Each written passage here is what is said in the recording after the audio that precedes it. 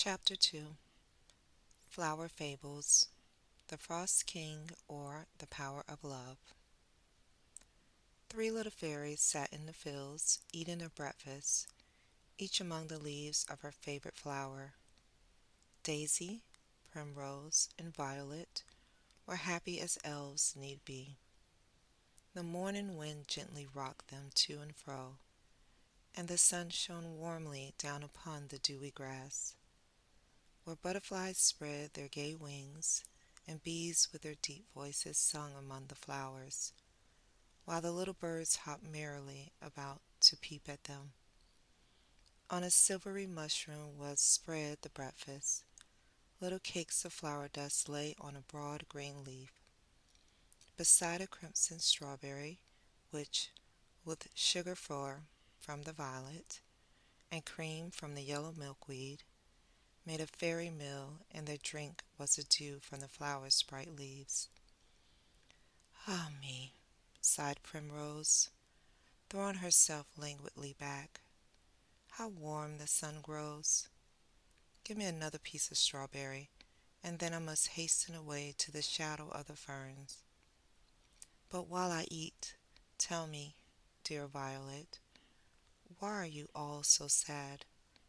I have scarce seen a happy face since my return from Roseland. Dear friend, what means it? I will tell you, replied little Violet. The tears gather in her soft eyes. Our good queen is ever striving to keep the dear flowers from the power of the cruel Frost King. Many ways she tried, but all have failed. She has sent messengers to his court with costly gifts, but all have returned sick for want of sunlight, weary and sad. We have watched over them, heedless of sun or shower, but still his dark spirits do their work, and we are left to weep over our blighted blossoms. Thus have we striven, and in vain, and in this night our queen holds council for the last time. Therefore are we sad, dear Primrose, for she has toiled and cared for us, and we can do nothing to help or advise her now. It is indeed a cruel thing, replied her friend, but as we cannot help it, we must suffer patiently, and not let the sorrows of others disturb our happiness. But, dear sisters, see you not how high the sun is getting? I have my locks to curl, and my robe to prepare for the evening. Therefore I must be gone, or I shall be brown as a withered leaf in this warm light. So gathering a tiny mushroom for a parasol, she flew away. Daisy soon followed, and Violet was left alone. Then she spread the table afresh, and to it came fearlessly the busy ant and bee, gay butterfly and bird. Even the poor blind mole and humble worm were not forgotten.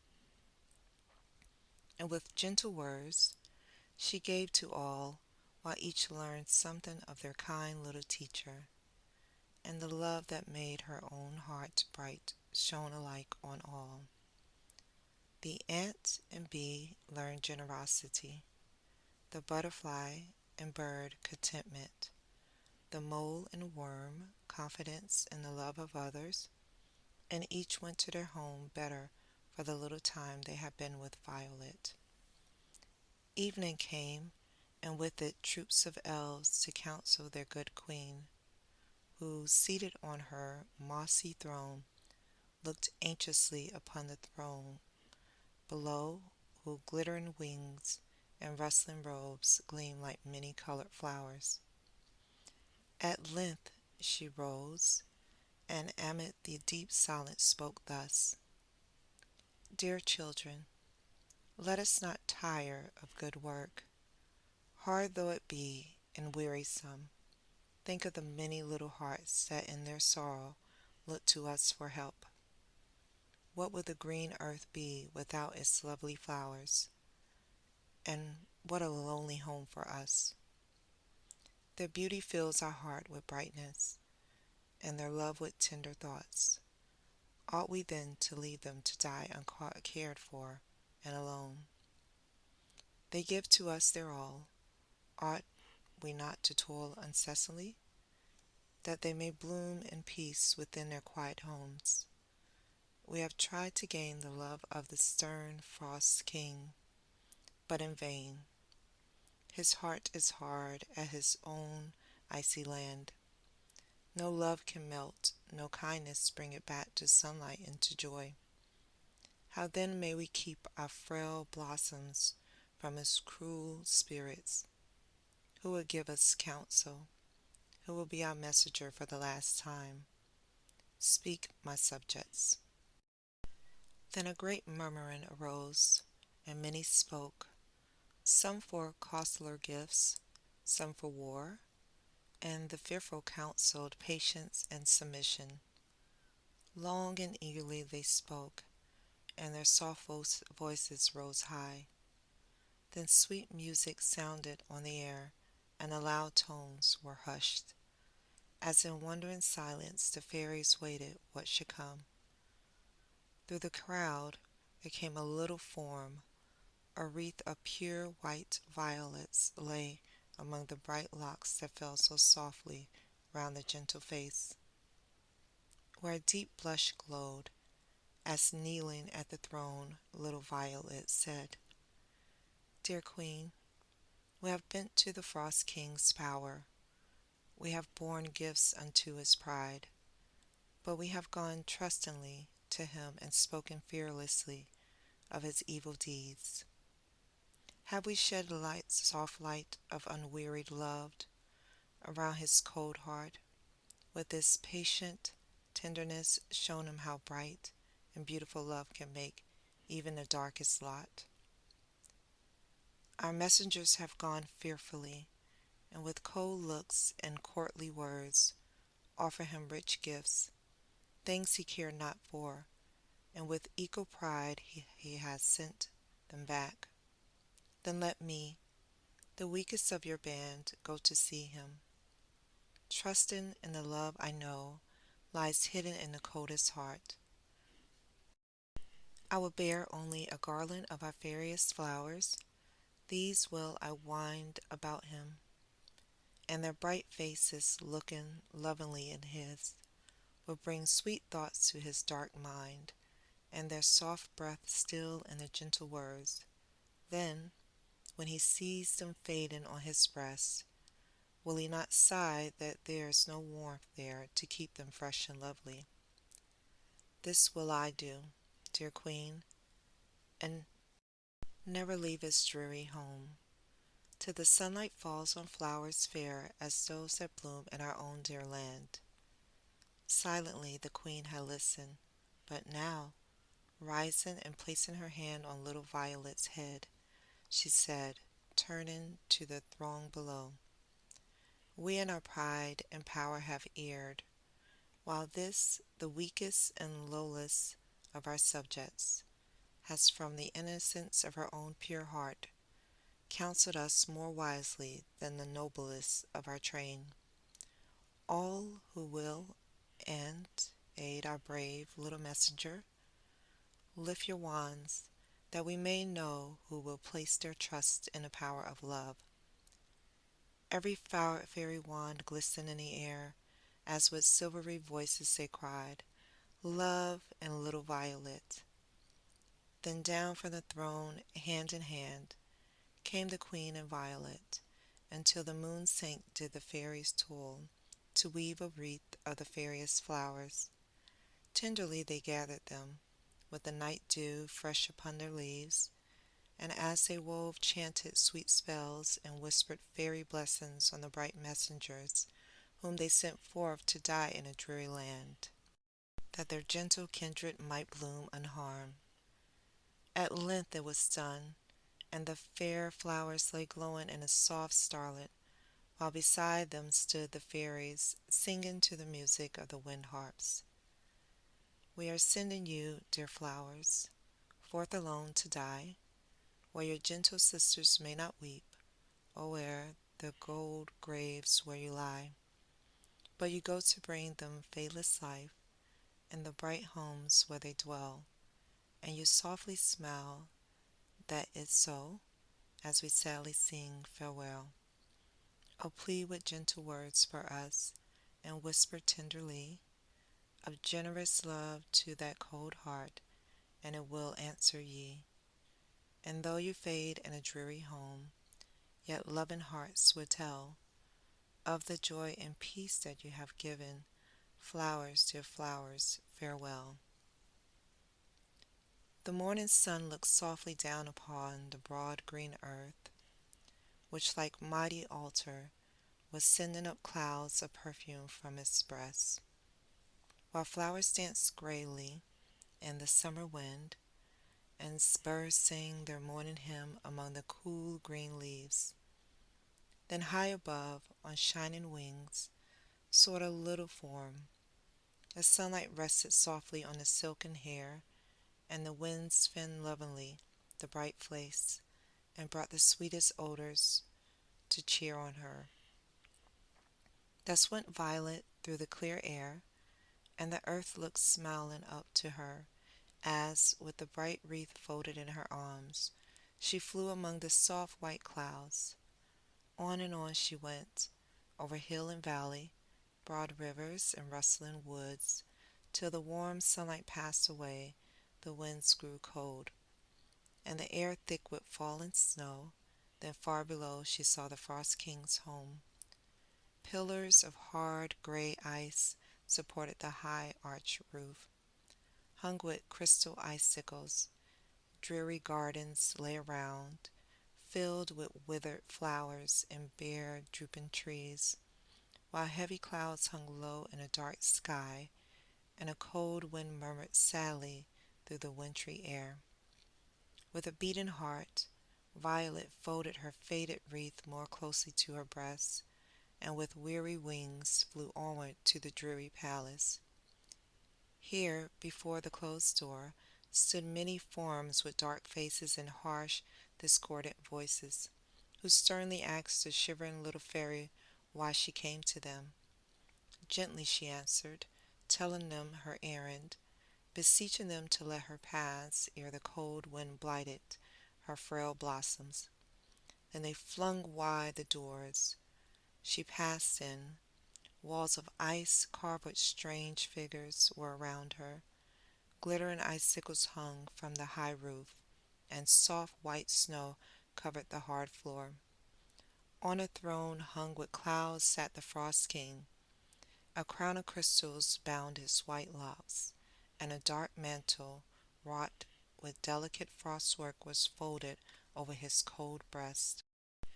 His stern face could not stay little Violet, and on through the long hall she went, heedless of the snow that gathered on her feet, and the bleak wind that blew around her, while the king with wondering eyes looked on a golden light that played upon the dark walls as she passed.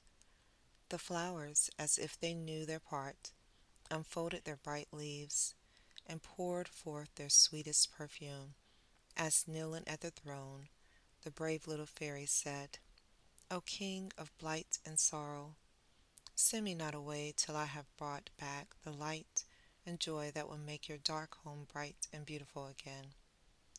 Let me call back to the desolate gardens the fair forms that are gone, and their soft voices blessings you will bring to your breast a never fallen joy. Cast by your icy crown and scepter, and let the sunlight of love fall softly on your heart. Then will the earth bloom again in all its beauty, and your dim eyes will rest only on fair forms, while music shall sound through these dreary halls, and the love of grateful hearts be yours.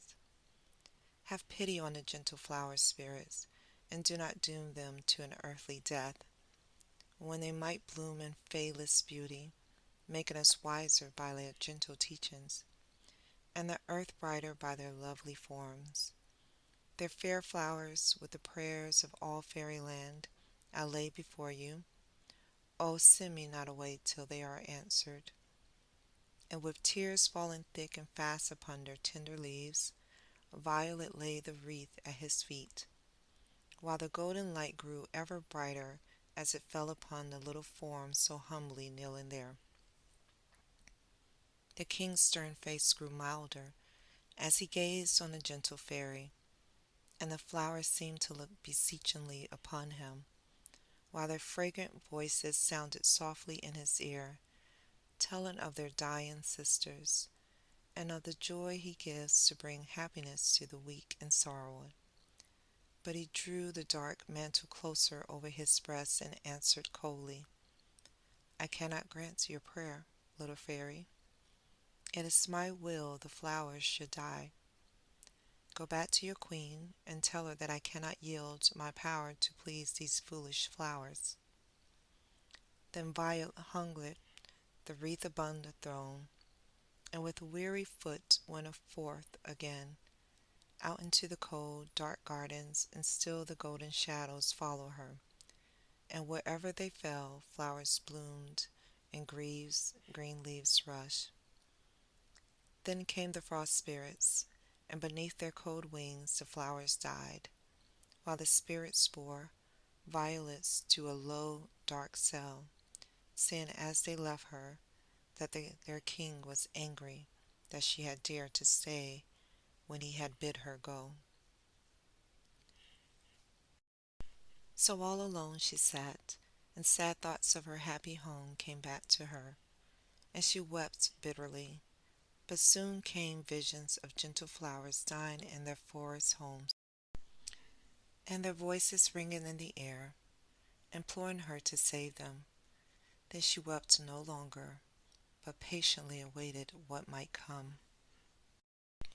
Soon the golden light gleamed faintly through the cell, and she heard little voices calling for help. And high up among the heavy cobwebs hung poor little flies, struggling to free themselves, while their cruel enemies sat in their nets, watching their pain. With her wand the fairy broke the bands that held them, tenderly bound up their broken wings, and healed their wounds, while they lay in the warm light and feebly hummed to their thanks to their kind deliverer. Then she went to the ugly brown spider, and in gentle words told them how in fairyland their kindred spun all the elfin cloth, and returned the fairies gave them food, and then how happily they lived among the green leaves, spinning garments for their neighbors. And you too, she said, shall spin for me, and I will give you better food than helpless insects. You shall live in peace, and spin your delicate threads into a mantle for the stern king.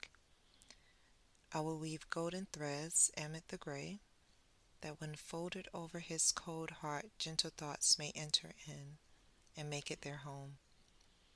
And while she gaily sung, the little weavers spun their silken threads. The flies on glittering wings flew lovingly above her head, and over all the golden light shone softly down. When the frost spirits told their king, he greatly wondered and often stole to look at the sunny little room where friends and enemies worked peacefully together.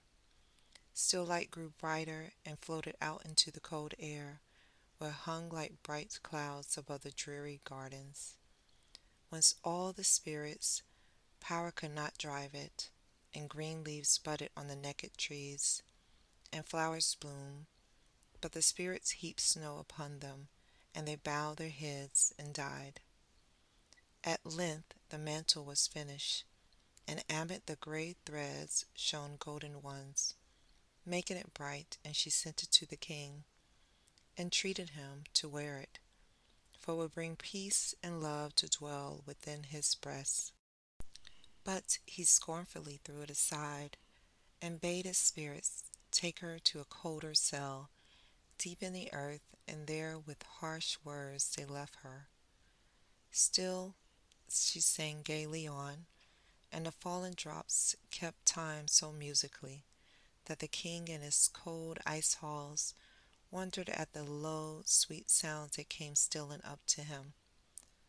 Thus Violet dwelt, and each day the golden light grew stronger, and from among the crevices of the rocky walls came troops of little velvet-coated moles, praying that they might listen to the sweet music and lie in the warm light.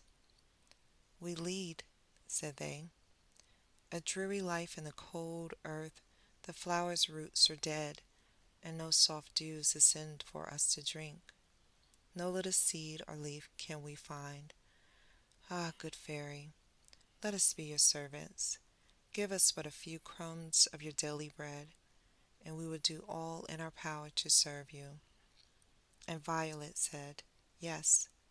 So day after day they labored to make a pathway through the frozen earth, that she might reach the roots of the withered flowers, and soon, wherever through the dark galleries she went, a soft light fell upon the roots of flowers, and they with new life spread forth in the warm ground, and forced fresh sap to the blossoms above. Brightly they bloomed and danced in a soft light, and the frost spirits tried in vain to harm them, for when they came beneath the bright clouds, their power to do evil left them. From his dark castle the king looked out on the happy flowers, who nodded gaily to him, and in sweet colors strove to tell him of the good little spirit, who toiled so faithfully below that they might live. And when he turned from the brightness without to his stately palace, it seemed so cold and dreary, that he folded violets' mantles round him, and sat beneath the faded wreath upon his ice-carved throne, wondering at the strange warmth that came from it, till at length he bade his spirits bring the little fairy from the dismissal prison. Soon they came hastening back, and prayed him to come and see how lovely the dark cell has grown. The rough floor was spread with deep green moss, and over wall and roof grew flowery vines, filling the air with their sweet breath, while above played the clear, soft light, casting rosy shadows on the glittering drops that lay among the fragrant leaves. And beneath the vines stood Violet, casting crumbs to the downy little moles, who ran fearlessly about and listened as she sang to them. When the old king saw how much fairier she had made the dreary cell than his palace rooms, gentle thoughts within whispered him to grant her prayer, and let the little fairy go back to her friends and home. But the frost spirits breathed upon the flowers and bid him see how frail they were, and useless to a king. Then the cold, stern, cold thoughts came back again, and he harshly bid her follow him. With a sad farewell to her little friends, she followed him, and before the throne awaited his command. When the king saw how pale and sad the gentle face had grown, how thin her robe and weak her wings, and yet how lovingly the golden shadows fell around her and brightened as they lay upon the wand, which, guided by patient love, had made his once desolate home so bright, he could not be cruel to the one who had done so much for him, and in kindly tone he said, "Little fairy, I offer you two things. You may choose between them. If I will vow never more to harm the flowers you may love, will you go back to your own people and leave me and my spirit to work our will on all the other flowers that bloom? The earth is broad, and we could find them in any land. Then why should you care what happens to their kindred if your own are safe? Will you do this?" "Ah," answered Violet sadly, "do you not know that beneath the flowers, bright leaves there beats a little heart that loves and sorrows like our own? And can I, heedless of their beauty, doom them to pain and grief, that I might save my own dear blossoms from the cruel foes to which I leave them? Ah, no. Sooner would I dwell forever in your darkest cell than lose the love of those warm, trusting hearts." "Then listen," said the king. To the task I give you, you should raise up for me a palace fairer than this, and if you can work that miracle, I will grant your prayer or lose my kingly crown. And now go forth and begin your task. My spirit shall not harm you, and I will wait till it's done before I blight another flower. Then out into the gardens went Violet with a heavy heart, for she had toiled so long, her strength was nearly gone. But the flowers whispered their gratitude and folded their leaves, as if they blessed her. And when she saw the garden filled with loving friends, who strove to cheer and thank her for her care, courage and strength returned, and raising up the thick clouds of mist that hid her from the wandering flowers, alone and trustingly she began her work. As time went by, the Frost King feared the task had been too hard for the fairy. Sounds were heard behind the walls of mist, bright shadows seemed to pass within, but the little voice was never heard. Meanwhile, the golden light had faded from the garden. The flowers bowed their heads, and all was dark and cold as when the gentle fairy came. And to the stern king his home seemed more desolate and sad, for he missed the warm light, the happy flowers, and, more than all, the gay voice and bright face of the little Violet. So he wandered through his dreary palace, wondered how he had been content to live before, without sunlight and love. And little Violet was mourned as dead in fairyland, and many tears were shed, for the gentle fairy was beloved by all, from the queen down to the humblest flower. Sadly they watched over every bird and blossom which she had loved, and strove to be like her in kindly words and deeds. They wore cypress wreaths, and spoke of her as one whom they should never see again. Thus they dwelt in deepest sorrow, till one day there came to them an unknown messenger, wrapped in a dark mantle, who looked with wondering eyes on the bright palace and flower-crowned elves, who kindly welcomed him, and brought fresh dew and rosy fruit to refresh the weary stranger. Then he told him that he came from the Frost King, who begged the queen and all her subjects to come and see the palace little Violet had built, for the veil of mist would soon be withdrawn, and as she could not make a fairer home than the ice castle, the king wished her kindred near to comfort and to bring her home. And while the elves wept, he told them how patiently she had toiled, how her faithless love had made the dark cell bright and beautiful. These and many other things he told them, for little Violet had won the love of many of the frost spirits, and even when they killed the flowers she had toiled so hard to bring to life and beauty, she spoke gentle words to them, and sought to teach them how beautiful is love. Long stayed the messenger, and deeper grew his wonder that the fairy could have left so fair a home, to toil in the dreary palace of his cruel master, and suffer cold and weariness, to give life and joy to the weak and sorrowing. When the elves had promised they would come, he bade farewell to happy fairyland and flew sadly home.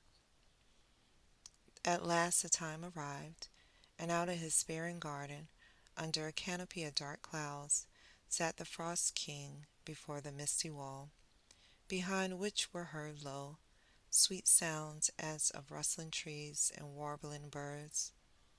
Soon through the air came many-colored troops of elves. First the queen, known by the silver lilies on her snowy robe and the bright crown in her hair, beside whom flew a band of elves in crimson and gold, making sweet music on their flower trumpets, while all around, with smiling faces and bright eyes, fluttered her loving subjects. On they came, like a flock of brilliant butterflies, their shining wings and many-colored garments sparkling in the dim air, and soon the leafless trees were gay and living flowers. Their sweet voices filled the gardens with music. Like his subjects, the king looked on lovingly elves, and no longer wondered the little violet wept and longed for her home. Darker and more desolate seemed his stately home, and when the fairies asked for flowers, he felt ashamed that he had none to give. At length a warm wind swept through the gardens, and the mist clouds passed away, while in silent wonders looked the Frost King and the elves upon the scene before them. Far as eye could reach were tall green trees, whose drooping boughs made graceful arches, through which the golden light shone softly, making bright shadows on the deep green moss below, while the fairest flowers waved in a cool wind and sang, in their low, sweet voices, how beautiful is love. Flowering vines folded their soft leaves around the trees, making green pillars of their rough trunks. Fountains threw their bright water to the roof, and flocks of silver-winged birds flew singing among the flowers, or brooded lovingly above their nests. Doves with gentle eyes cooed among the green leaves. Snow-white clouds floated in the sunny sky, and a golden light brighter than before shone softly down. Soon through the long aisles came Violet, flowers and green leaves rustling as she passed. On she went to the Frost King's throne, bearing two crowns, one of sparkling icicles, the other of pure white lilies, and kneeling before him said, "My task is done, and thanks to the spirits of the earth and air, I have made as fair a home as elfin hands can form. You must now decide, will you be king of Flowerland, and own my gentle kindred for your loving friends? Will you possess unfading peace and joy, and a grateful love of all the green earth's fragrant children? Then take this crown of flowers, but if you can find no pleasure here, go back to your own cold home, and dwell in solitude and darkness, where no ray of sunlight or joy can enter. Send forth your spirits to carry sorrow and desolation over the happy earth, and win for yourself the fear and hatred of those who would so gladly love and reverence you. Then take this glittering crown, hard and cold as your own heart will be, if you would shut out all that is bright and beautiful. Both are before you. Choose." The old king looked at the little fairy, and saw how lovingly the bright shadows gathered round her, as if to shield her from every harm.